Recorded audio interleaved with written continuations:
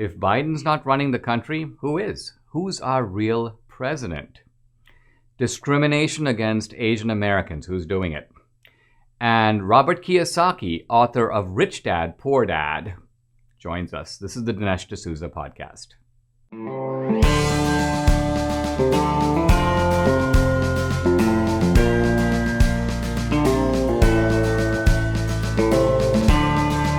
America needs this voice. The times are crazy. In a time of confusion, division, and lies, we need a brave voice of reason, understanding, and truth. This is the Dinesh D'Souza podcast.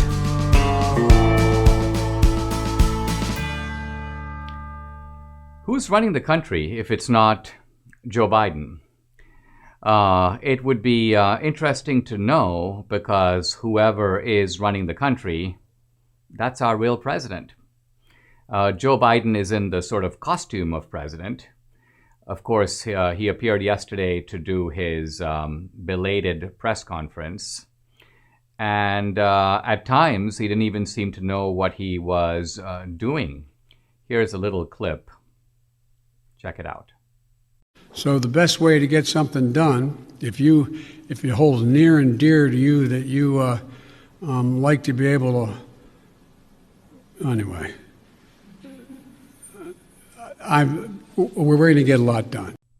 I mean, what a mess. Now, there were times when Biden seemed a little more coherent, but it's now come out that the reason he even was is because he was supplied with a battery of 14-point font index cards. And every topic, he had his talking points. So he was sort of like a human parrot.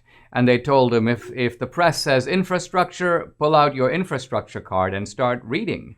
And that's basically what Biden is doing. But the important point about a parrot is a parrot doesn't say, the parrot is actually just repeating what somebody else has concocted or taught the parrot to mindlessly say. The journalists, of course, were in their usual stupefied, genuflecting, devotional, embarrassing, non-critical stance.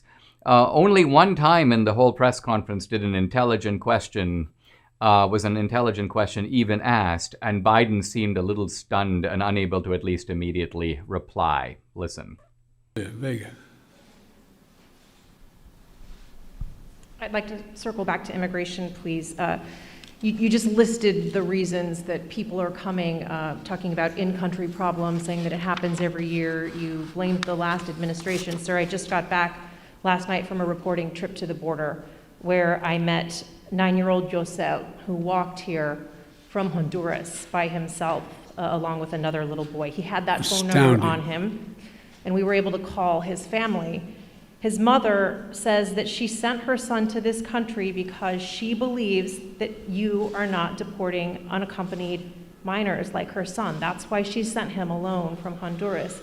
So, sir, you blame the last administration, but is your messaging in saying that these children are and will be allowed to stay in this country and work their way through this process, encouraging families like Josel's to come? Well, look.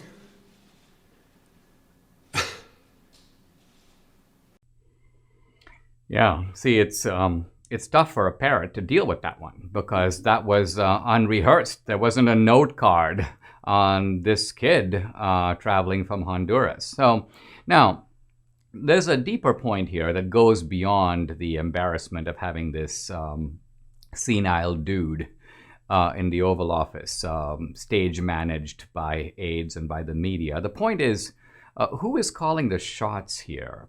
Who's the real leader of this democratic society?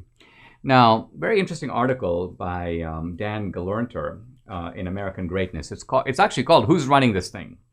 And Dan begins by invoking William F. Buckley's famous line from a while ago now, saying he would rather be governed by the first 500 names in the Boston phone directory than by the Harvard faculty. Now, this is a line that's actually, I've scratched my head over this for a quarter century because I've been thinking to myself, What happens to a country when the Harvard faculty is actually running the country? Is that the case now? I don't mean literally the Harvard faculty, but I mean those types of people. An unelected elite is calling the shots. And I think that is the key point. It's not that we have another president. I mean, some people will say, of course, that, well, Obama is the real president. This is his third term. Ron Klain is an Obama man. He's doing what Obama says. Or Kamala Harris is the real president. That's why Biden occasionally goes, oh, President Harris.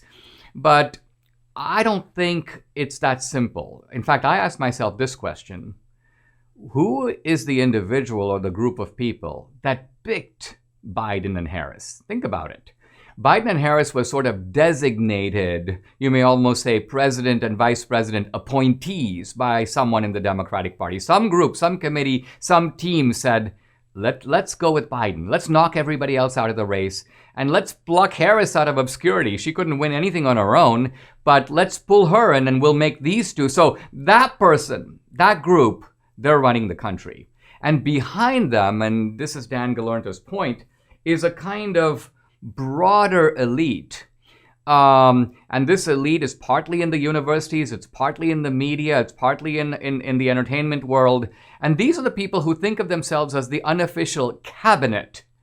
They're the cabinet for these people in power. Now, if we pull back and look at the implications of this, they're very startling because we are in a democracy.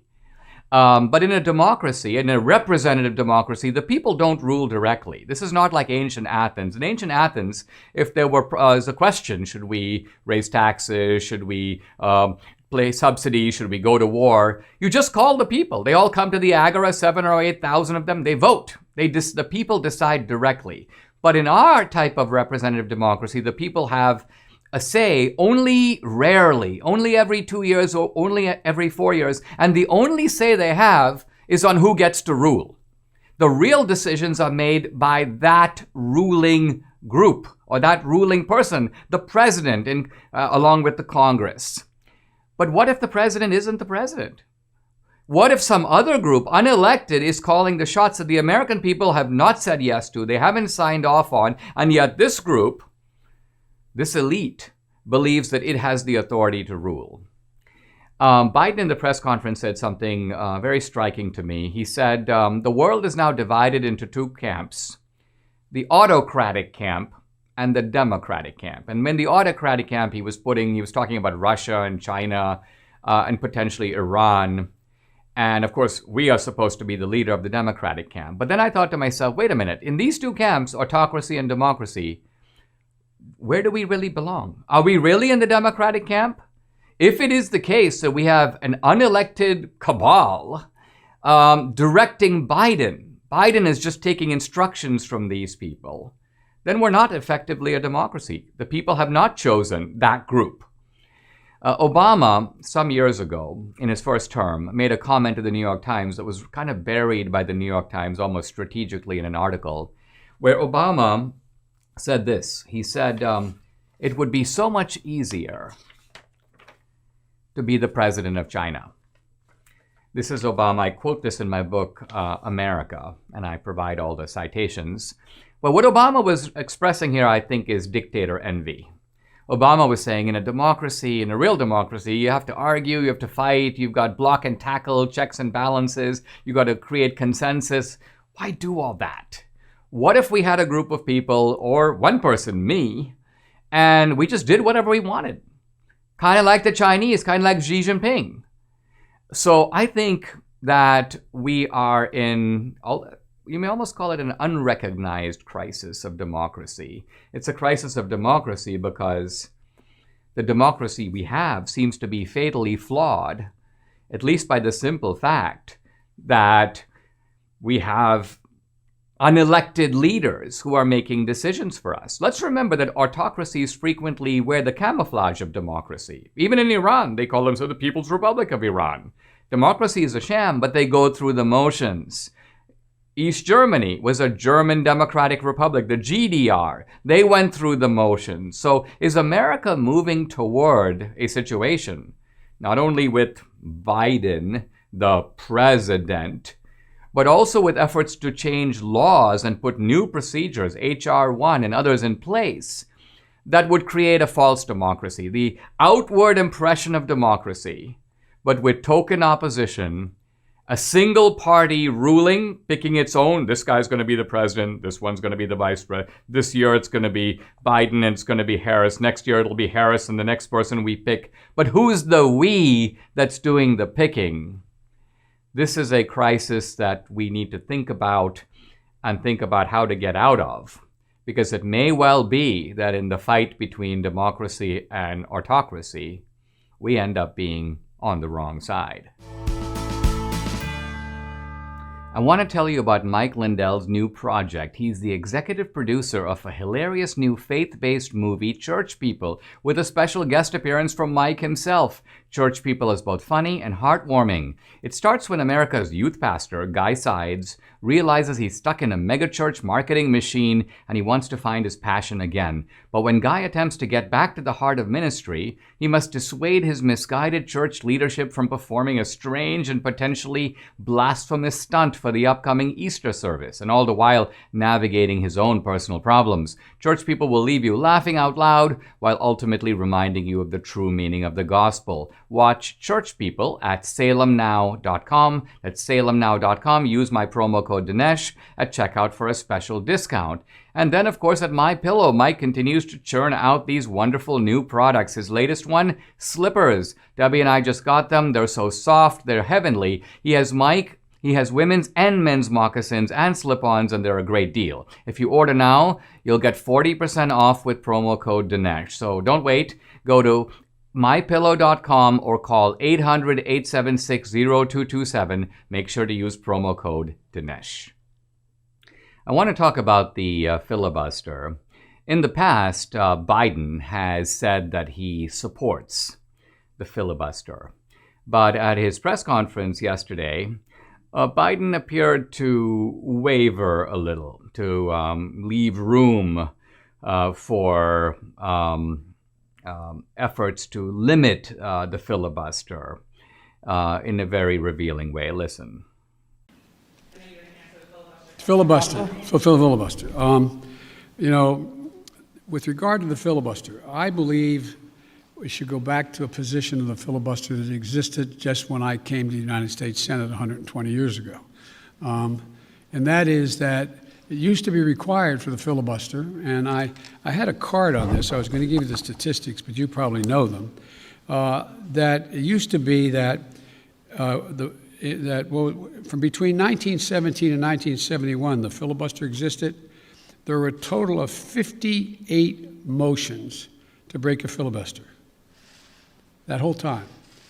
Last year alone, there were 5 times that many. So it's being abused in a gigantic way. Oh, well, I had a card on this. These are the note cards I was telling you about a moment ago. What's interesting is that Biden talks about the fact that the filibuster was used a whole bunch of times last year. And my question is, by whom? Answer, by the Democrats. This was the Democrats deploying the filibuster throughout the year 2020 to block Trump initiatives. And the Republicans went along. By went along, I mean they basically said, yeah, that's a legitimate tool of government. The Senate operates by consultation, and there are legitimate ways to block things or at least slow them down. So Biden is appealing, in the outrages that he's talking about are evidently outrages by his own party. So it's interesting how the Democrats have now switched around, and suddenly the filibuster has now become something they want to get rid of. It seems like this difference was not motivated by sort of reflections about the filibuster. It was motivated by something else. Now, recently, McConnell tweeted out, Senate Democrats spent the last 4 years using the legislative filibuster and talking constantly about how important it was. Their reversals aren't about principle. It's just raw power. It's just raw power. Now, the great philosopher of power was Machiavelli, and Machiavelli disturbingly makes the point that in human politics, people will talk about this principle or that principle, but Machiavelli says ignore them. They'll talk about morality. It's good to do this. It's bad to do that. Machiavelli says, ignore that. Morality itself is a tactic. Machiavelli uses the word virtue, virtu, virtue. And Machiavelli inverts the meaning of virtue, because virtue traditionally has meant do what's right. And Machiavelli by virtue means do what's right for you to stay in power. So Machiavelli is taking virtue as an end or as a goal and changing it to virtue is now a means, a weapon that you use to immobilize your opponents while you try to achieve more power. Now, you may think that this is a perspective very alien to the American founders, but it's not true. John Adams, for example, fully understood that politics is about power, quoting a couple of lines from which are quoted by Bernard Bailyn in The Ideological Origins of the American Revolution. Here's John Adams. He doesn't start by using the word power. He uses the word dominion. But by dominion, what he means is control over others, the space in which you can operate, you may say, unobstructed. And Adams says that this power is rapacious, it's carnivorous, it never wants to stop. It just wants more and more. It wants to go beyond legitimate boundaries. Adams talks about its, quote, encroaching nature. It is, quote, grasping. It is tenacious. And what does power want to consume? What does it want to take away? It wants to take away, Adams says, three things: liberty, law, and right. So it wants to take away our freedom. It wants to take away the rule of law, because the rule of law is seen as an obstruction to power. And it wants to take away our rights. So this is what's going on. The founders knew about it. They put block and tackle mechanisms to prevent power from becoming so promiscuously spread that it became a danger to our liberty and to law and to our rights. And so the filibuster, which was not in the founding itself, was one of these block and tackle techniques consistent with the principles of the founding system of checks and balances. And so what we have is a little bit of an irony, and the irony here is that in order to protect the founding system of checks and balances, in other words, to protect the filibuster itself, we need the exercise of power. And so I hope that McConnell isn't sort of like a kid who just realizes, wow, it's really not about principles, it's about power. Yes, it is about power. And you, McConnell, have got to work to use your power in the Senate. The power of persuasion, the power of cajoling, but also, if necessary, the power of threats, of disruptions, of what you yourself call the 100-car pileup.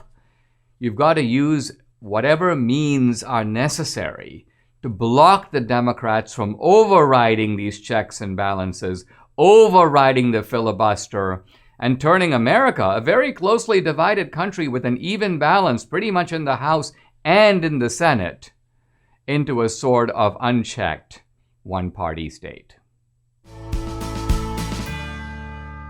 From Discovery Plus comes the new movie Resurrection on Discovery Plus. Spring is finally upon us, and what better way to experience that sense of rebirth than with the story of the resurrection?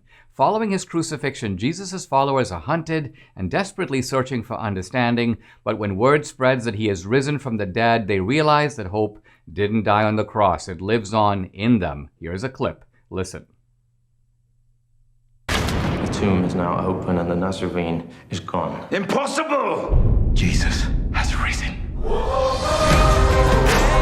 You will preach the gospel to all creation. Spread his word. This could trigger rebellion. Lock down the city. Tear the place apart! Go! What if you've chosen the wrong man? Believe and follow me. The kingdom of God is coming! Stream the global premiere of Resurrection on March 27th, only on Discovery Plus. Learn more at discoveryplus.com/resurrection. Who hates Asian Americans? Who is vilifying them? Who is discriminating against them? Who is preventing Asian Americans from achieving, through effort and industry and merit and success, their American dream? I guess I'm in this camp, Asian Americans. And if I listen to recent rhetoric, it appears like my great enemy is the white supremacists. Now, I've talked before that in these hate crime incidents, they are not being perpetrated by white supremacists. That is absolutely false narratives from the left. They're trying to create an illusion here. Even in the Atlanta case, they go, yeah, we got it. Here's a white supremacist. Well, that guy wasn't a white supremacist. He was essentially a sex pervert. And in the other cases, if you begin to look closely, you see that the vast majority of attacks, and proportionately, this is by a factor of 8 to 1, they're launched by blacks, by African Americans against Asian Americans. Remember, most of these attacks are occurring in blue America, in the cities in which Asian Americans are concentrated. New York City, for example, San Francisco, places like that, not exactly MAGA country.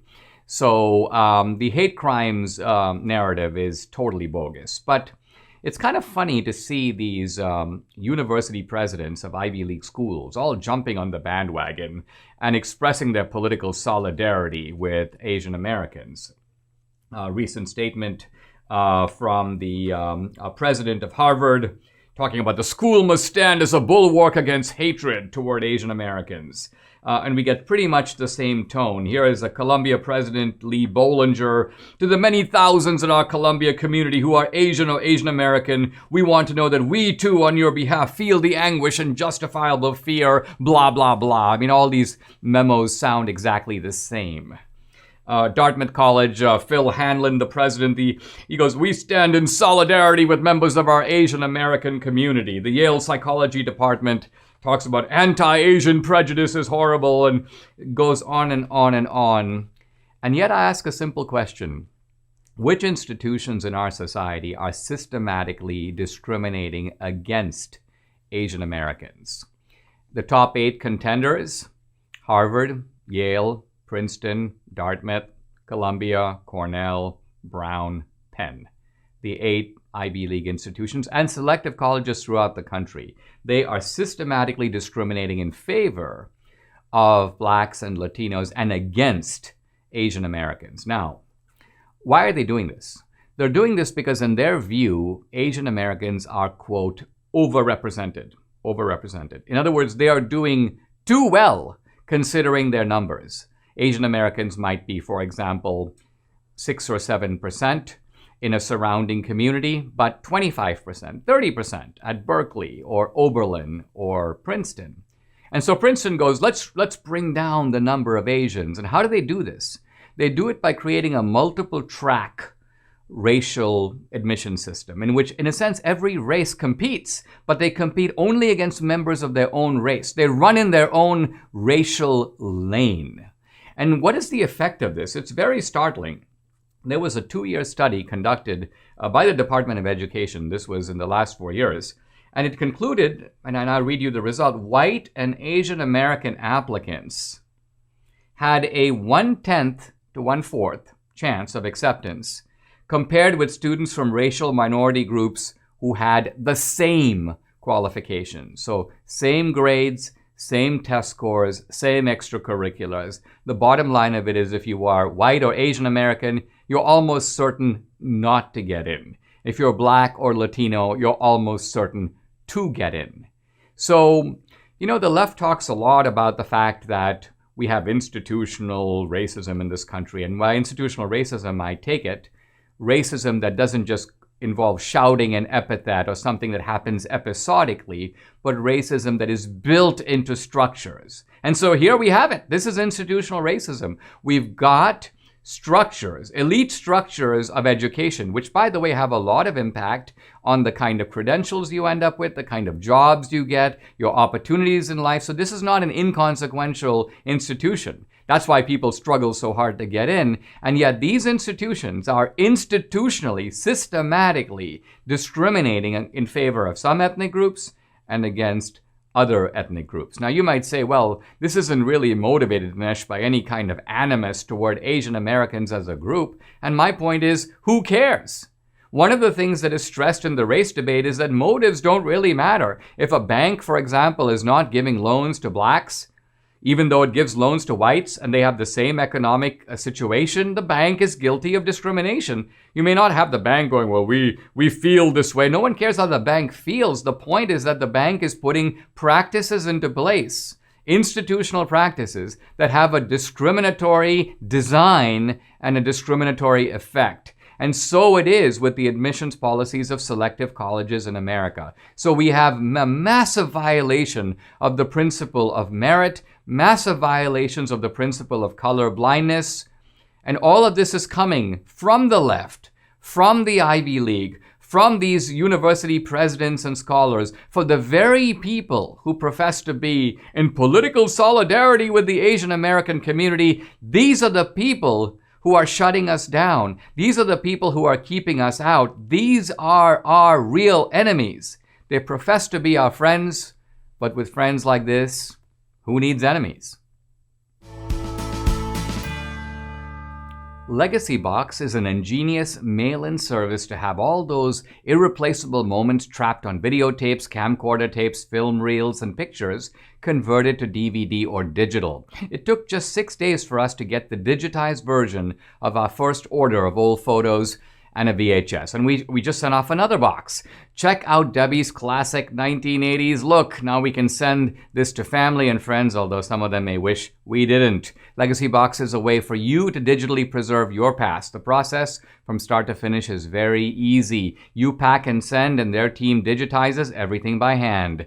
Get back perfectly preserved digital copies on thumb drive, DVD, or the cloud, ready to watch, share, and enjoy. They've thought of everything. They even provide state-of-the-art tracking and send you updates at every step of the process. Today, Legacy Box is the world's largest digitizer of home movies and photos. Over 850,000 families have trusted them to digitally preserve their past. Go to legacybox.com/Dinesh to get 40% off your first order. Buy today to take advantage of this exclusive offer, and then you can send in when you're ready. Go to legacybox.com/Dinesh and save 40% while supplies last. Robert Kiyosaki is an entrepreneur and an author, and he is the author of a book that has become a kind of classic of personal finance and investment, Rich Dad, Poor Dad, which came out now, I would say, a generation ago, but has been a sensation. It's sold, I believe, something like 40 million copies. I'm thrilled to welcome Robert Kiyosaki to the podcast. Robert, great to have you. Thanks for joining us. And let me start by asking you about the lessons of Rich Dad, Poor Dad in today's environment. It seems like we're going through kind of a bumpy political road, which might also cause a bumpy economic situation. But would you say that some of the core lessons of Rich Dad, Poor Dad are still just as relevant today as they were when the book first came out? Correct. The book is selling more today than ever before. And I hate, possibly it's a classic. I can't believe it. But anyway, I thank you for having me on your program.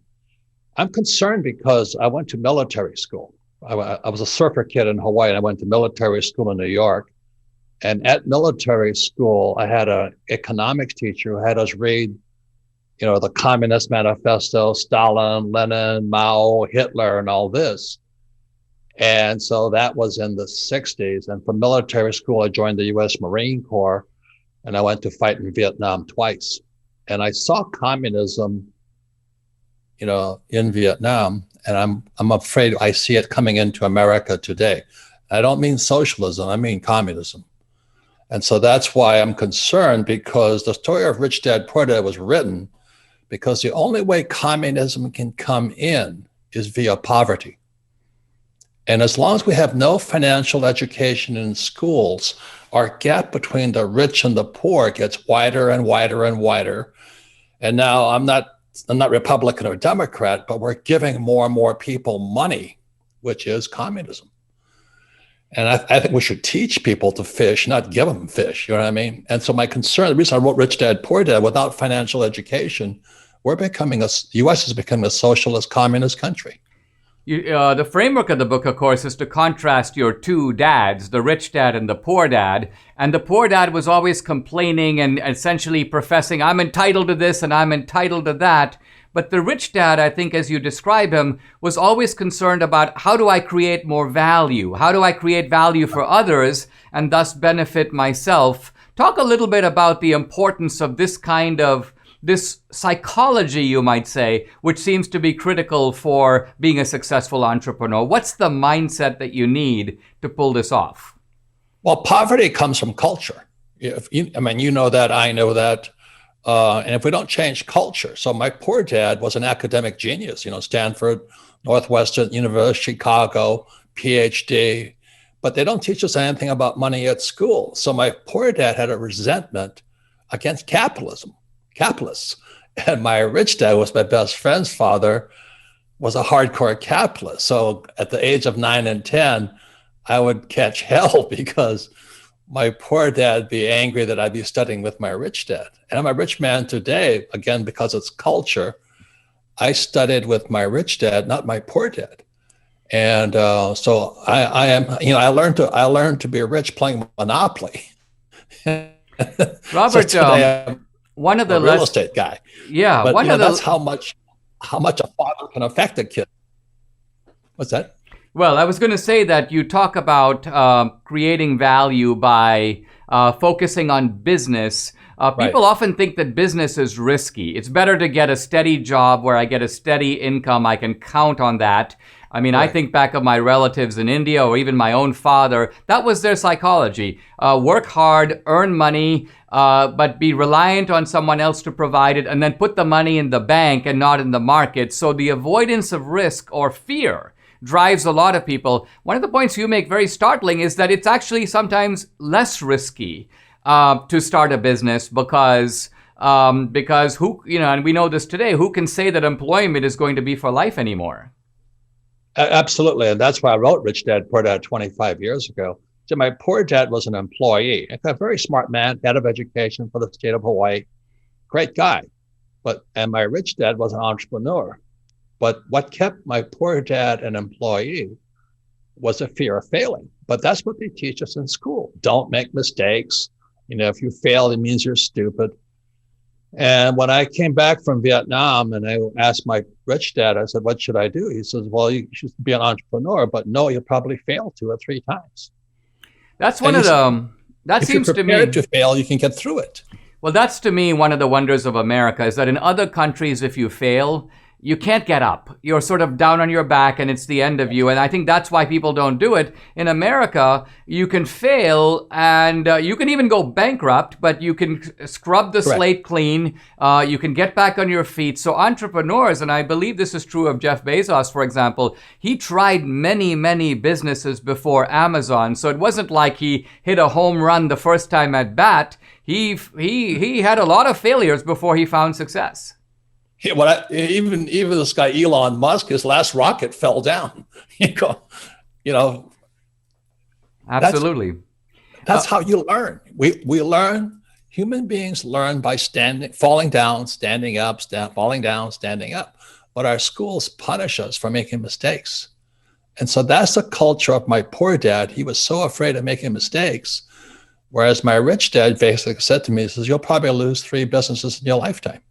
Wow. Robert, you're writing a new book. In fact, you interviewed my wife, Debbie, about it. The book, I believe, is going to be called, or at least the working title, The Capitalist Manifesto. Kind of a great title. What an alternative to the Communist Manifesto. You're a guy who's been extremely successful. You could be you're in Hawaii, you could be on the beach. You don't have to be spending time working on a book. Why are you doing it? What is the important message that you're trying to convey at this stage of life by writing this kind of ringing affirmation of capitalism? Well, like I said, I went to military school, and the first word we're taught in military school is your mission. And so as an entrepreneur, the mission of the Rich Dad Company is to elevate the financial well-being of humanity through financial education. And we do it via games. I learned to be an investor playing Monopoly. And my wife and I created a board game called Cash Flow. And it's the only game that teaches accounting, the single most boring subject in business school. by allowing people to have fun. And if you can, Maria Montessori said, that we learn via our hands. We learn by doing. And so by teaching people to learn accounting and entrepreneurship with our hands, we create more entrepreneurs. And that's what our country and the world needs now, is more entrepreneurs, not more people expecting a government handout or a stimulus. That's going to kill us. I mean, it almost seems like we're reaching a situation in this country in which, you had a rich dad and a poor dad, but those were two sort of alternative models. It's almost like the Democratic Party or the left now has embraced the philosophy of the poor dad and all the entitlement and resentments that come out of that. So the rich dad, it's almost like America's at a fork in the road. Is it going to be rich dad or is it going to be poor dad? Is that the right way to describe it? Is that how you see it? Well, I hope you speak Chinese, is what I'm trying to say. Those guys are coming after us. So I'm fourth generation Japanese American. I'm still fighting communism, but we fight it via education. You and I are in the same business, different professions, but we're fighting for capitalism. And that's why I teach. I teach as a capitalist. And I think that's the most important subject we can teach today, because I always ask this question: what does school teach us about money? Answers: nothing. And we wonder why we have problems today. So that's my mission. I'm still a Marine.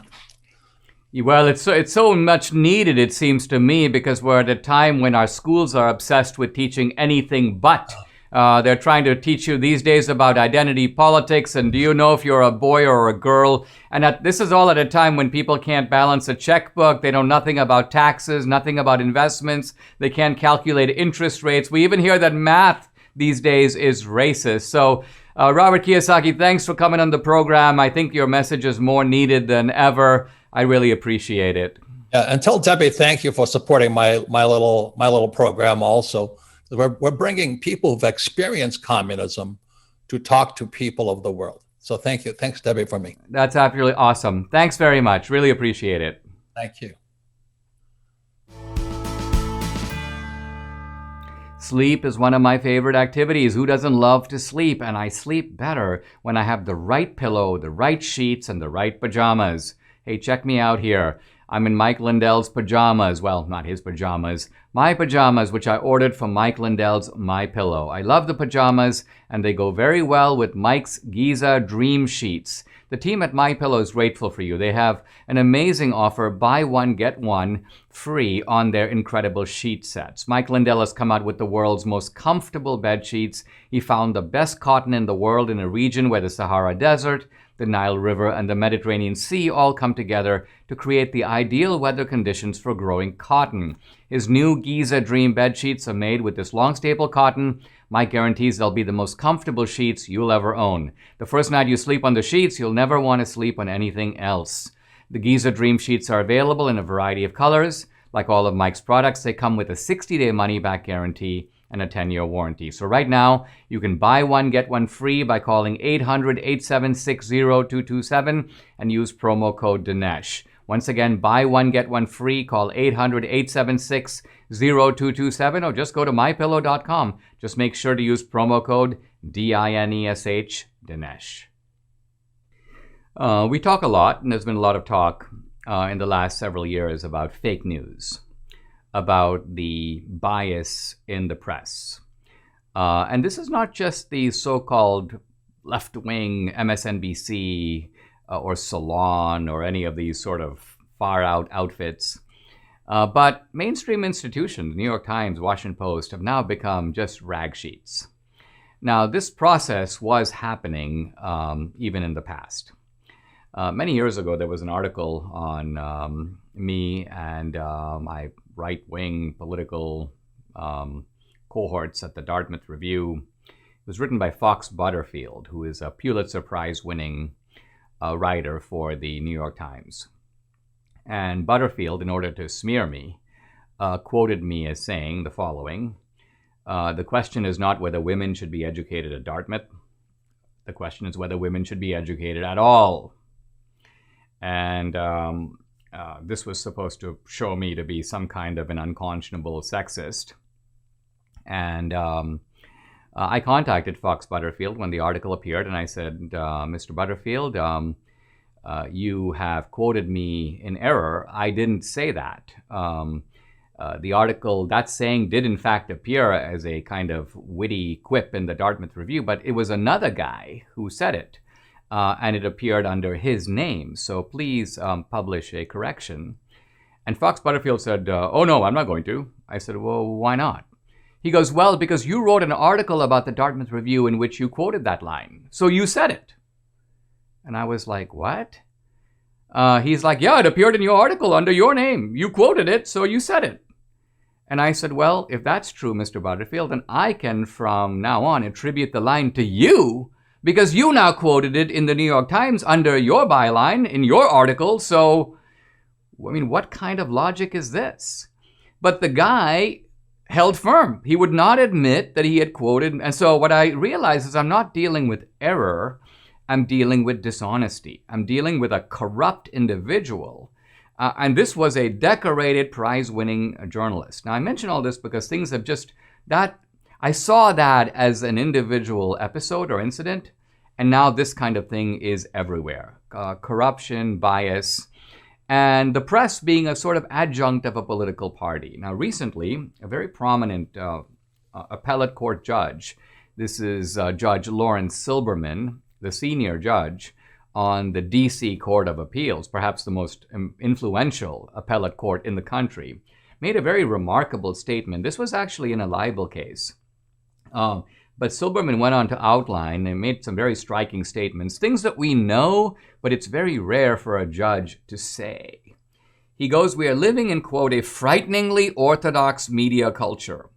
The increased power of the press is so dangerous today because we are very close to one-party control of these institutions.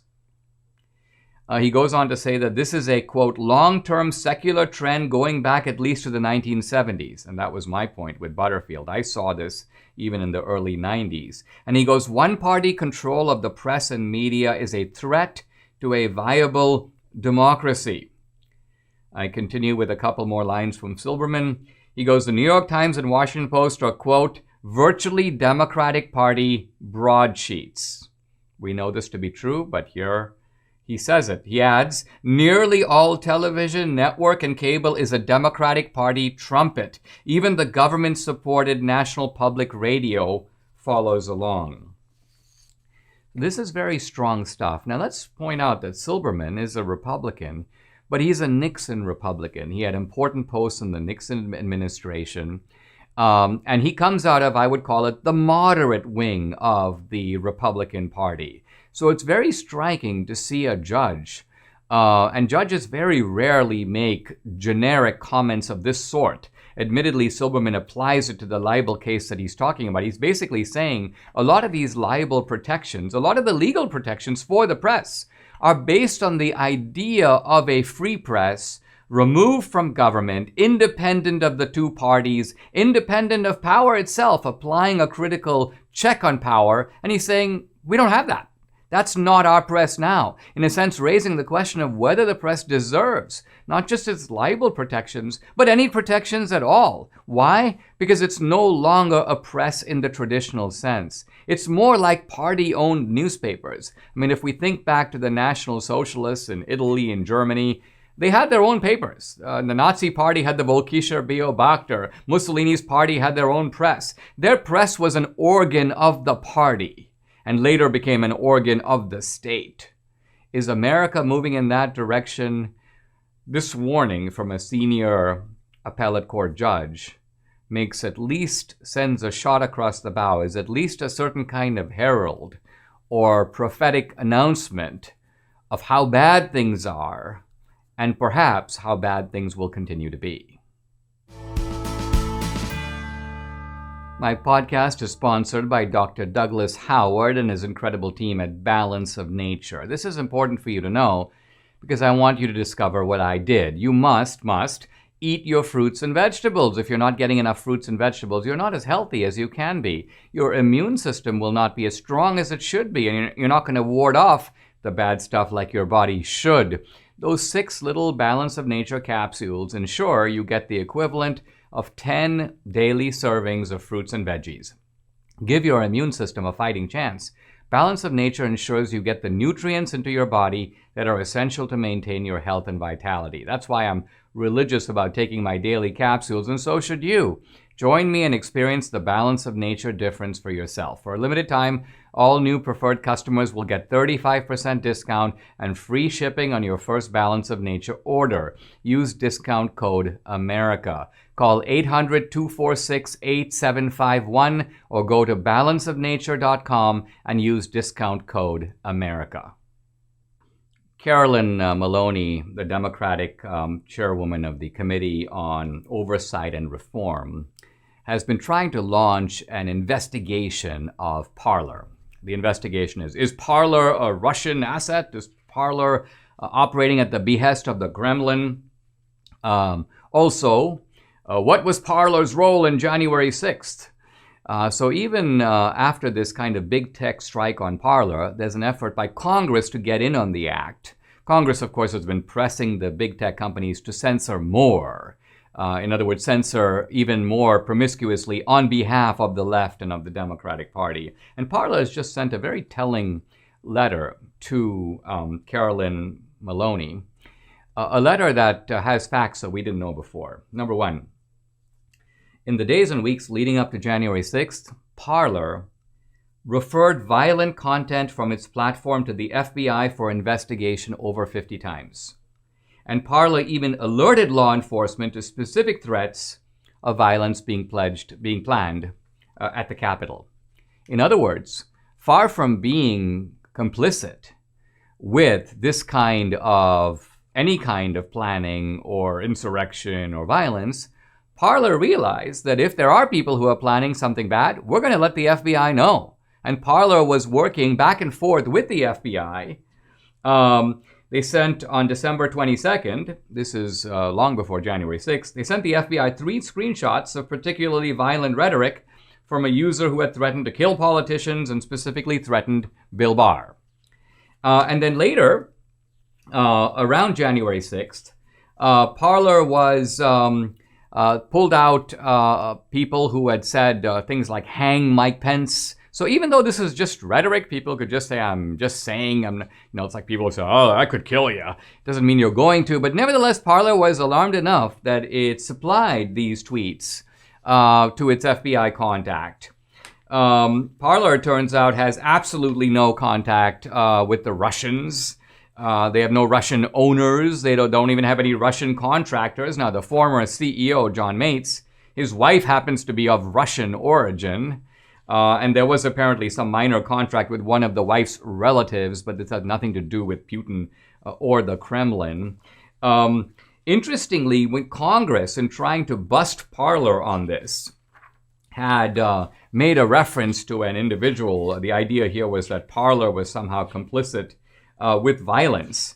But it turns out that this individual was planning his nefarious activities not on Parler. He was actually doing it apparently on Facebook. And of course, there's now been some studies of this by George Washington University and others showing that there was far more kind of conspiratorial activity on the other platforms than there was on Parler at all.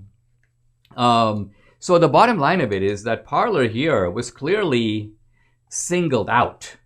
Parler here, here's an example. The committee's letter to Parler mentions this guy, William McCall Calhoun, and says, this guy made some violent threats on Parler.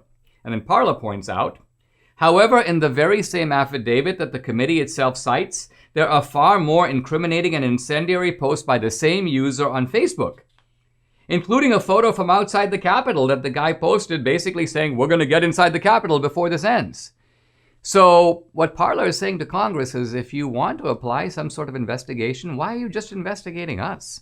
Why aren't you investigating all the other social media companies? And of course, the answer is simple.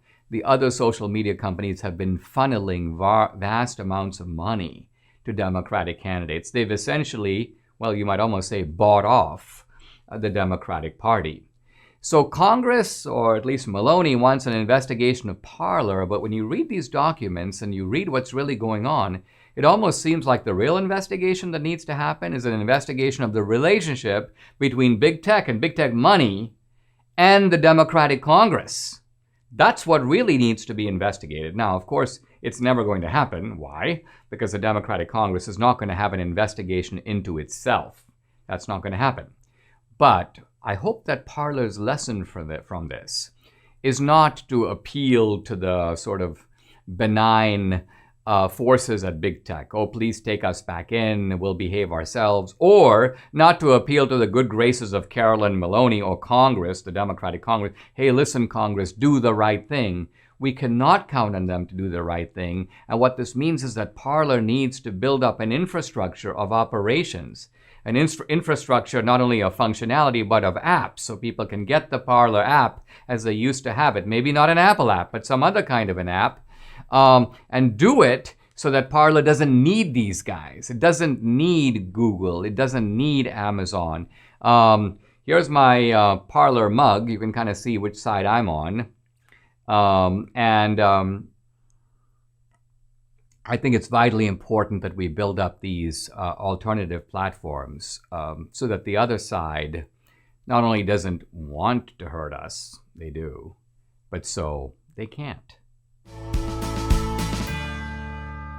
Do you think our nation's economy is going to be insulated from Biden's planned massive tax increases? Think again. There's only one way to protect your savings. Do what over 10,000 other smart investors have and convert a portion of your retirement accounts into gold and silver with Birch Gold.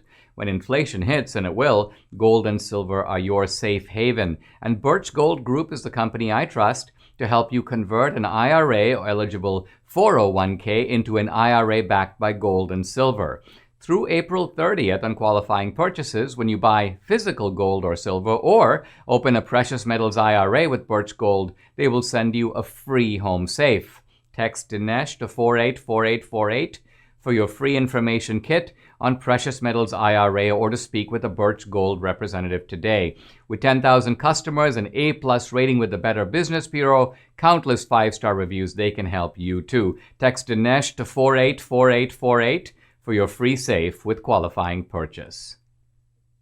We're living at a time when there is a lot of not just disturbing, but downright chilling things going on around us. Suppressions of basic freedoms, blatant violations of equal rights under the law, political prisoners now in the United States. I think, for example, of the vulnerability of a lot of these people who have been harassed and chased down over January 6th.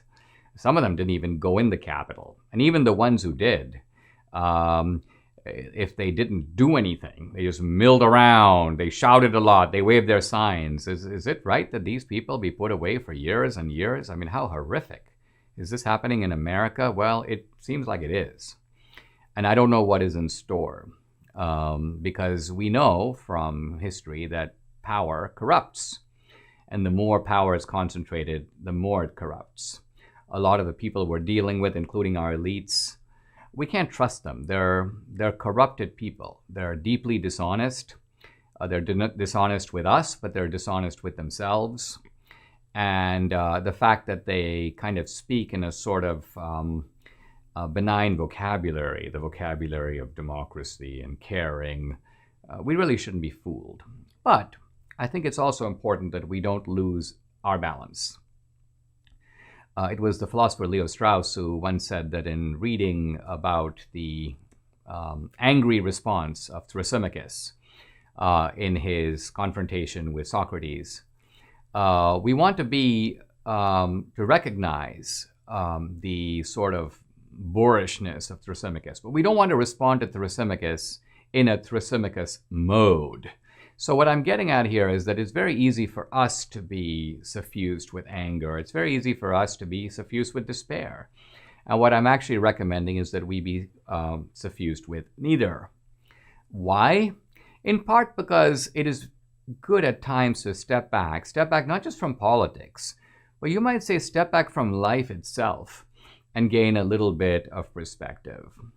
Ask yourself this, deep down, what do you believe that life is even all about?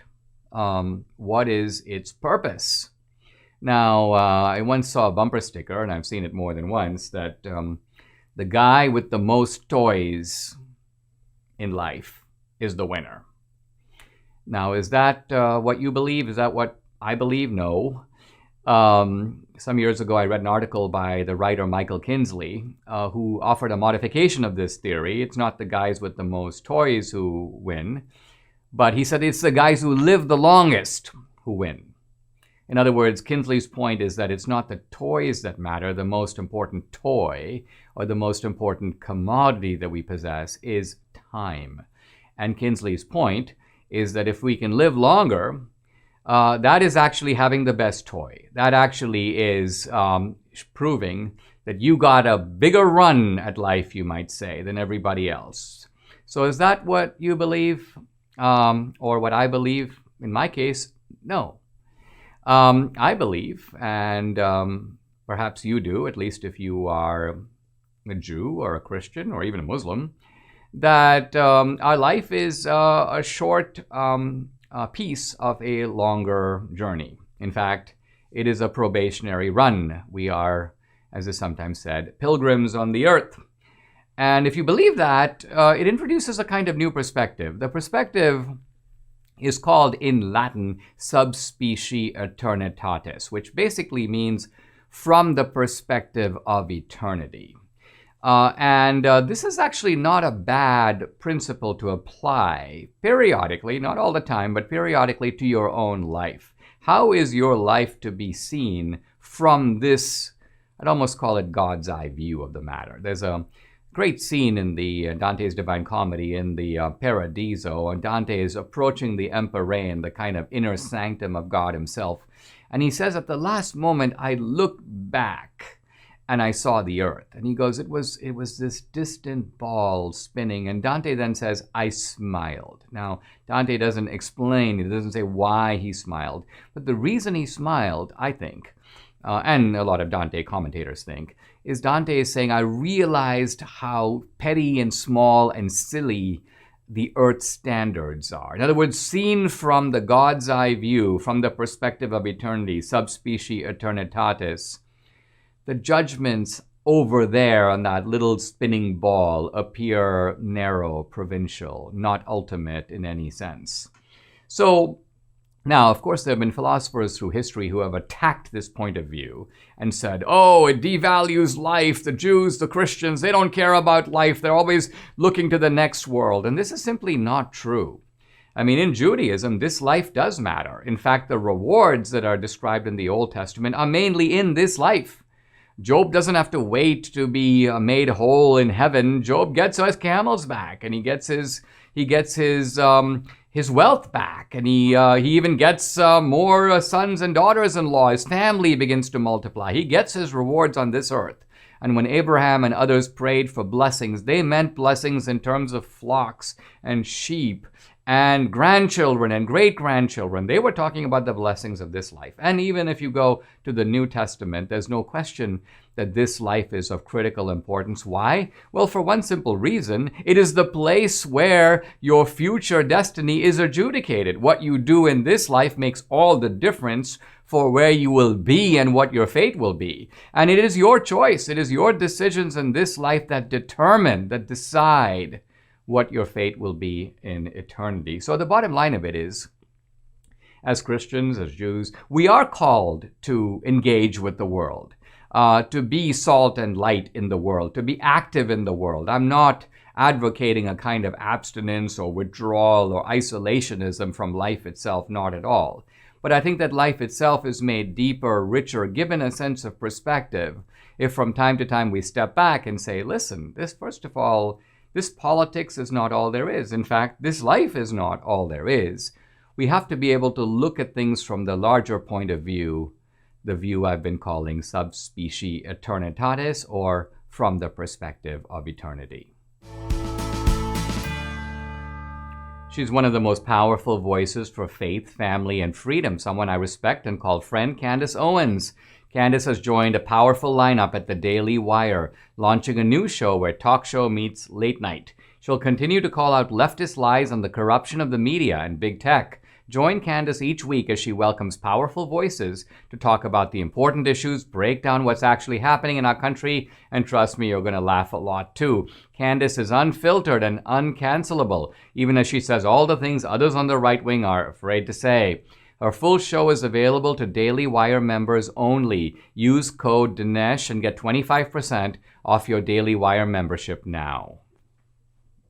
It's time for our mailbox. Hey, I hope you like hearing from me, and I like hearing from you. So if you have a question, I prefer audio or video, but you can also email it. Either way, send it to questiondinesh@gmail.com. Let's turn to our question for today. Listen. My name is Meg Phillips, and I'm an entrepreneur in technology. In 2020, I built School Listed, a top 5 global winner in the call for code. So School Listed is a social media app that helps parents find what's due and when for any school anywhere.